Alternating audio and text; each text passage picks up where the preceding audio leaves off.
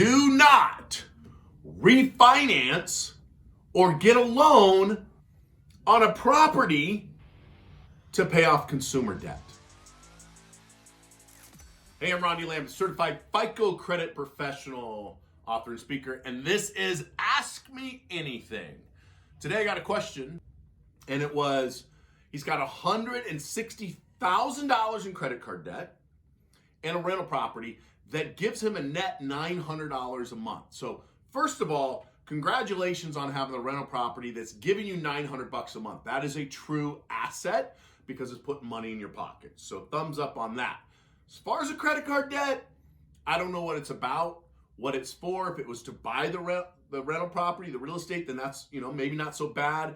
If it was just go on vacation, take your wife out to dinner, not so good. So I don't know what the debt's for, but let's get into it. And the question was, should he refinance or get a home equity line of credit on the house that's giving him money every month to refinance the consumer debt, the credit card debt? Now, I generally have a rule about this. And the answer to this question almost 99% of the time is no. Do not refinance or get a loan on a property to pay off consumer debt. Because here's what happens almost every single time. I've seen it, I don't know how many times over the last 13 years of the hundreds of thousands of people that I've met and personally coached and helped through my credit repair and my debt reduction program. But here's what I see. I see them go out, refinance the debt, consolidate the debt, get a line of credit, refinance their house, pull out money out of their 401k to pay off the consumer credit debt without fixing the root problem, which is how they got into the debt.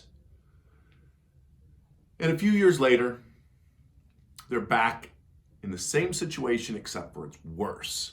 And the reason it's worse is because they refinanced the debt. They took that $6,000 payment that they're paying on these credit cards. They refinanced it into their house. Now it's only $2,500 a month or so, maybe $3,000, $4,000. They got an extra $1,000, $2,000. They go lease a new F-150, and while they're at it, they go buy a boat. Because after all, they work hard and they deserve some time off.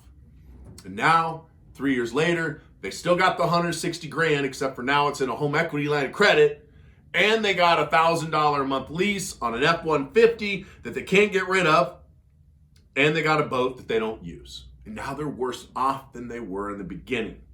So as a general rule, do not refinance your debt. Let's get rid of the debt. Let's come up with a way to pay it off. Now you can go out and start a business. You can go out and get another job. You can sell some of your stuff that you're not using. There's all kinds of things you can do to pay off that $160,000. It's going to be hard. It is going to be hard to pay it off. It's $160,000, but it can be done. Here's another option for you. You can file bankruptcy. File bankruptcy, lose your real estate property, your rental, ruin your credit for 10 years. You could also hire a debt settlement company. They'll let all of that credit card debt go into collection, wait till you get sued, and then negotiate 25 cents, 50 cents on the dollar. So they take the $160,000, they cut it in half, they destroy your credit, get you sued, then they save you $80,000. The problem is they saved you $80,000, which means you'll owe Uncle Sam 35 to 50% of that, because legally, if they reduce your debt, you got to pay taxes on it, because Uncle Sam, the IRS, considers that income. So let's throw you in a 50% tax bracket like I am. They saved you 80, but now you got to pay Uncle Sam 40 grand. So really you saved 40 grand on this whole thing, and your credit's ruined for the next 7 years. And you probably got sued. You might even have some judgments, some garnishments, and some levies on your bank account. Or you can go into my debt reduction program. My debt reduction program works like this. We take the $160 grand. We reach out to the credit card companies. We offer to go on the loan with you, the credit card with you. This works for credit card debt, works for collections, works for any unsecured loan, including private student loans. Not federal, but private. So we call them up. Hey, we'd like to go on the loan with my nephew, with my niece. We got the money, we got the credit. Bank says, sure, man. If you want to go on the loan with them, on the credit card with them, absolutely. We then go in, change the terms and condition as allowed per law. They agree to the terms and conditions. We send them a check. They cash it, locking in the new terms and conditions. And then we sit back, we wait for them to violate the terms and conditions. It usually takes about 30 days. 30 days later, the fines start racking up. After 1 to 2 years of us making the payment every month, we've got enough fines racked up that offsets the original $160,000, and it wipes it out with no tax ramifications. Now, what's that cost you? It's really simple. We take the $160,000 times 45%, which is roughly $72,000. We take the $72,000 divided by 36 months. So you have 36 months, 3 years to pay us back the $72,000, which is about $2,000 a month at 0% interest. So not only do we wipe out 55% of the interest on the credit cards, we wipe out 100%. I'm sorry, I screwed that up.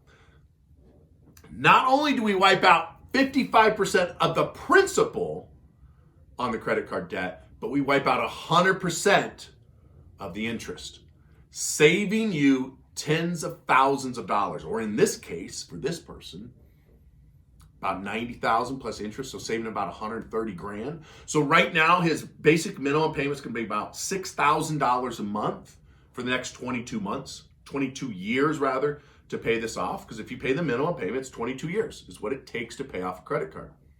Versus with our program, $2,000 a month, 36 months, paid off, out of debt, still has the rental property, putting $900 into his pocket.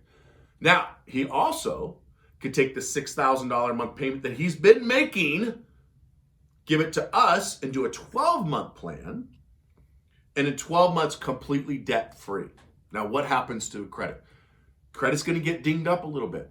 Generally, you don't get sued, though. You don't get garnished. You don't get levied. There is no judgments. You don't have to file taxes, and you don't file bankruptcy. So that's how our debt reduction program works. So here's what I recommend to the listener, the follower that sent me this message. I'd recommend that you reach out to us, apply for our debt reduction program, see if it works. But please do not refinance the rental property. Do everything except for that. If you refinance the rental property, I can almost guarantee you'll be in a worse situation in 3 years from now, or even sooner than you are right now. So thanks for the question. If you're watching this on YouTube, please hit the thumbs up on it and the little bell to be notified the next time I do a video. If you have a question, please reach out, either YouTube, Instagram, Twitter, LinkedIn, Facebook. Send me a question and I'll do a video, the best of my ability, and send it back to you. Thank you. Appreciate you.